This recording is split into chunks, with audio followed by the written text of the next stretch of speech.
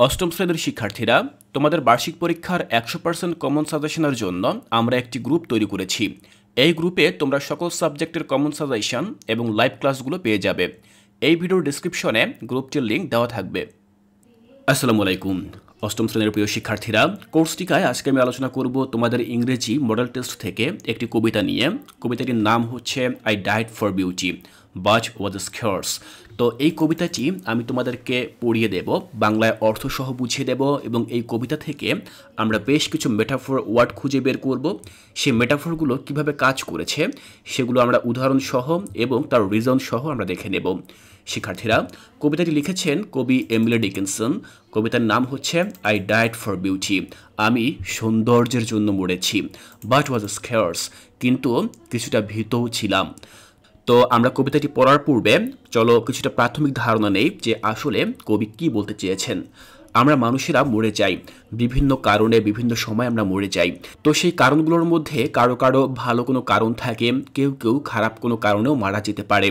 তো মানুষ ভালো কারণে মারা যাক অথবা খারাপ কারণেই মারা যাক, একটা সময় গিয়ে সে মানুষের অস্তিত্বের সাথে সাথে তার নামটাও মানুষ ভুলে যায়।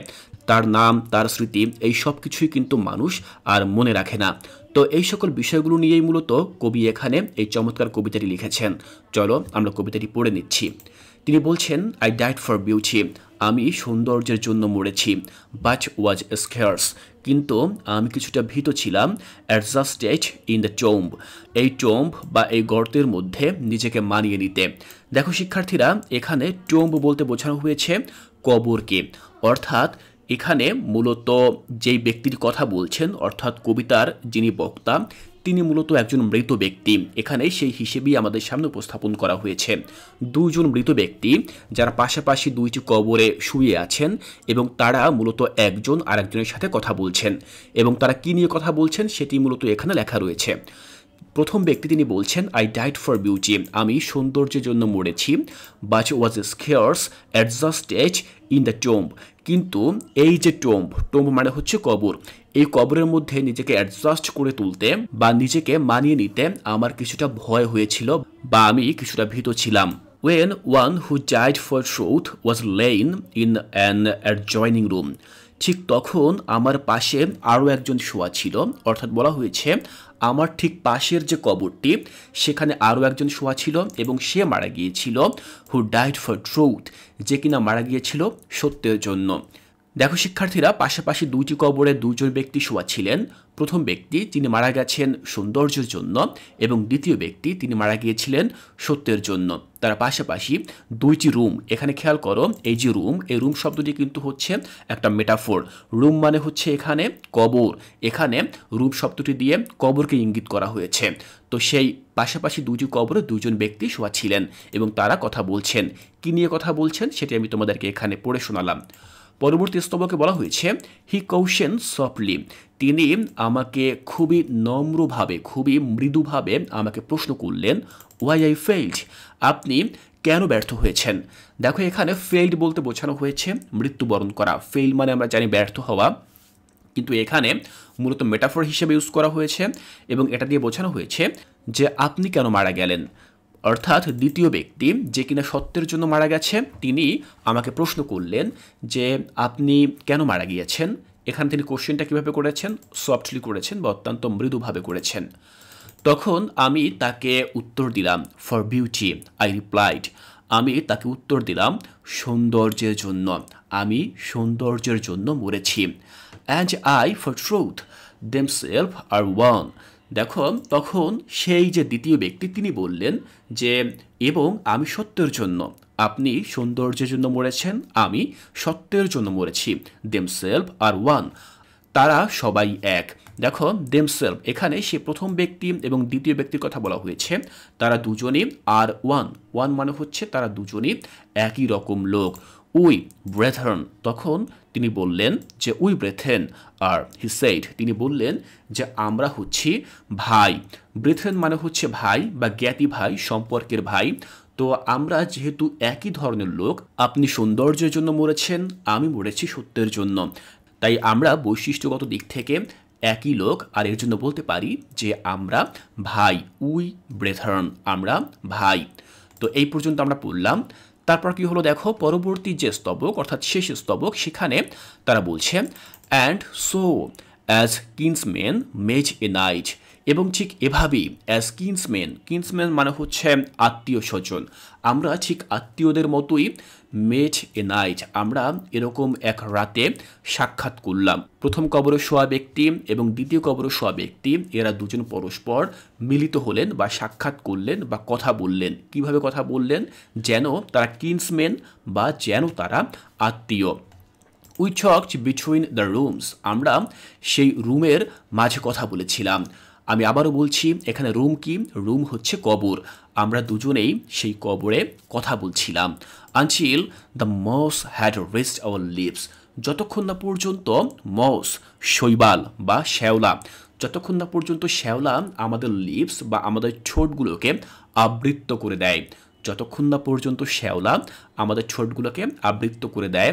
And cover up our names, এবং আমাদের নামটিকেও সে কভার করে দেয় বা আবৃত করে দেয়। এখন দেখো, এখানে বেশ চমৎকার একটি মেটাফোর রয়েছে, সেটি হচ্ছে নেমস। প্রথমে আমরা এই বাক্যটি বুঝি, যেখানে বলা হয়েছে until the moss had reached our lips, যতক্ষণ না পর্যন্ত শৈবাল আমাদের ঠোঁটকে আবৃত করে। এর মানে হচ্ছে, আমরা জানি যে কবরে যখন কোনো ব্যক্তিকে শোয়ানো হয় এবং তাকে যখন কবর দেওয়া হয়, একটা পর্যায়ে গিয়ে কিন্তু তার শরীর মাটির সাথে মিশে যায়। যত শ্যাওলা রয়েছে, মাটি রয়েছে, এগুলোর সাথে মিশ্রণ ঘটে তার শরীরটা একসময় নিঃশেষ হয়ে যায়। তো এখানে মূলত মস হ্যাড রিচেস আওয়ার লিপস বলতে বোঝানো হয়েছে ঠিক সেটাই, যে শরীর মাটির সাথে মিশে নিশ্চিহ্ন হয়ে যাওয়া। অ্যান্ড কভার্ড আওয়ার নেমস, এখন দেখো এখানে বলা হয়েছে আওয়ার নেমস। আওয়ার নেমস বলতে বোঝানো হয়েছে আমাদের নাম না, এখানে আমাদের নাম বোঝানো হয়নি, বরং বোঝানো হয়েছে আমাদের স্মৃতি। অর্থাৎ এই পৃথিবীতে আমাদের স্মৃতি একটা পর্যায়ে গিয়ে কি হয়ে যাবে, সেটা মানুষের মন থেকে অদৃশ্য হয়ে যাবে বা বিলীন হয়ে যাবে। যতক্ষণ না পর্যন্ত মানুষের মন থেকে আমাদের স্মৃতি নষ্ট হয়ে যাচ্ছে, আমাদের কথা মানুষ ভুলে যাচ্ছে, তখন পর্যন্ত আমরা একে অন্যের সাথে কথা বলছিলাম। তো এটাই মূলত লাস্টের লাইনটি দিয়ে বোঝানো হয়েছে। শিক্ষার্থীরা, তো আমরা বুঝলাম এই চমৎকার একটি কবিতা দিয়ে যে মানুষ মারা যাওয়ার পর একটা সময় গিয়ে মানুষ তাদের কথা আর মনে রাখে না, মানুষ তাদের সেই স্মৃতিগুলোকে একটা সময় গিয়ে ভুলে যায়। তো আমরা সেই চমৎকার কবিতাটি পড়লাম। এবার আমরা কি করব, এই যে ছকটি রয়েছে, এই ছকটির মাধ্যমে আমরা এই সম্পূর্ণ কবিতাটি থেকে যে সকল মেটাফোরগুলো খুঁজে বের করেছি, সেই মেটাফোরের লাইনগুলো আমরা এখানে লিখব। এরপরে আমরা কি করব, কম্পেয়ারিং পারসন থিং, অর্থাৎ সেই মেটাফোরগুলো দিয়ে যেই ব্যক্তিকে বা যেই বস্তুকে তুলনা করা হয়েছে সেটিকে মূলত আমরা এখানে লিখব, এবং যেই মেটাফোরগুলো ইউজ করা হয়েছে সেই মেটাফোরের শব্দগুলো আমরা এখানে লিখব। সবশেষে আমরা লিখব reason to use the metaphors, অর্থাৎ সেই মেটাফোর ঠিক কী কারণে ব্যবহার করা হয়েছে সেই কারণটা আমরা এই খালি ঘরে লিখব। তাহলে চলো আমরা দেখে নিচ্ছি যে কিভাবে আমরা এই কাজটি করব। শিক্ষার্থীরা, তোমাদের গাইডের শেষের দিকে কিন্তু এই প্রশ্নের উত্তরটি দেওয়া রয়েছে, তোমরা সেখান থেকে কিন্তু এই প্রশ্নের উত্তরগুলো খুঁজে বের করতে পারো। দেখো এখানে লেখা আছে অ্যান্সার টু কোশ্চেন 3। প্রথম যে মেটাফোর আমরা যে বাক্যে পেয়েছিলাম সেখানে বলা হয়েছিল when one who died for truth was lain. এখানে মূলত আইডিয়া অর কনসেপ্টের কথা বলা হয়েছে, এবং এখানে মেটাফোর হিসেবে ইউজ করা হয়েছে ওয়ান হু ডাইড, অর্থাৎ যে ব্যক্তি মারা গিয়েছে। তো আমরা এখানে কি কারণে এই মেটাফোরটি ইউজ করলাম, দেখো to indicate the ending of the idea of truth, অর্থাৎ সত্যের যে শেষ ঘটেছে বা সমাপ্তি ঘটেছে সেটিকে ইন্ডিকেট করার জন্য বা নির্দেশ দেওয়ার জন্য। পরবর্তী বাক্যে বলা হয়েছে ইন অ্যান অ্যাডজয়নিং রুম। আমরা পড়েছিলাম যে পাশাপাশি যে ঘরটি রয়েছে সেই ঘরটিকে নির্দেশ করা হয়েছিল। তো সেই যে রুম বলতে এখানে মূলত গ্রেভকে বোঝানো হয়েছে বা কবরকে বোঝানো হয়েছে। তো কবরকে যদি বোঝানো হয় সেক্ষেত্রে কবরকে বোঝানোর জন্য কোন শব্দটি ব্যবহার করা হয়েছিল, রুম শব্দটি সেখানে মেটাফর হিসেবে ইউজ করা হয়েছিল। তো রুম শব্দটি কেন ইউজ করা হয়েছিল, to compare the setting or surrounding of A grave, অর্থাৎ একটি কবরের যে সেটিং রয়েছে, যে সারাউন্ডিং বা চারিপাশ রয়েছে সেটিকে বোঝানোর জন্য বা সেটিকে তুলনা করার জন্য এটিকে এই মেটাফর দিয়ে বোঝানো হয়েছে। পরবর্তী যে বাক্যটি সেটি হচ্ছে and so as kinsman met a night, এবং এভাবে আমরা আত্মীয়ের মতো রাতে কথা বলেছিলাম বা সাক্ষাৎ করেছিলাম। তো এখানে মূলত সিমিলারিটি অর সেম আইডেন্টিটিকে বোঝানো হয়েছে, অর্থাৎ যেহেতু একজন সত্যের জন্য মারা গেছে এবং আরেকজন সৌন্দর্যের জন্য মারা গেছে, উভয়ের বৈশিষ্ট্যই প্রায় একই। তো এখানে যেহেতু দুজনের বৈশিষ্ট্য একই, তাই উভয়কে এখানে কিন্সম্যান বলা হয়েছে বা আত্মীয় বলা হয়েছে। কেন বলা হয়েছে? To explain the continuity of the conversation, অর্থাৎ যেহেতু তারা আত্মীয় ছিল, তাদের মধ্যে অবিরত কথাবার্তা চলছিল, এটিকে এক্সপ্লেইন করার জন্য বা ব্যাখ্যা করার জন্য এই যে মেটাফোর এটি ব্যবহার করা হয়েছে। দেখো এর পরবর্তী যে বাক্য সেখানে বলা হয়েছে until the moss had reached our lips, যতক্ষণ না পর্যন্ত শৈবাল বা শ্যাওলা আমাদের মুখ পর্যন্ত পৌঁছায় বা মুখকে আবৃত করে দেয়। তো এটি দ্বারা মূলত বোঝানো হয়েছে ডিকেইকে। ডিকে মানে হচ্ছে ক্ষয় হয়ে যাওয়া। মানুষের শরীর কবরে রাখার পর একটা সময় গিয়ে সেটি ক্ষয় হয়ে যায়। তো সেই ক্ষয়কে মূলত মস দিয়ে বোঝানো হয়েছে, অর্থাৎ শৈবাল দিয়ে বোঝানো হয়েছে। কেন বোঝানো হয়েছে? Two suggest the inability to speak, অর্থাৎ যখন সেই যে মস বা শ্যাওলা তাদের মুখকে আবৃত করে দিয়েছে, তখন কিন্তু তারা আর কথা বলতে পারেনি। যেহেতু তারা কথা বলতে পারেনি, তাদের কথা বলার সেই ইনএবিলিটি বা অক্ষমতা, এটিকে বোঝানোর জন্যই মূলত মস শব্দটি ব্যবহার করা হয়েছে।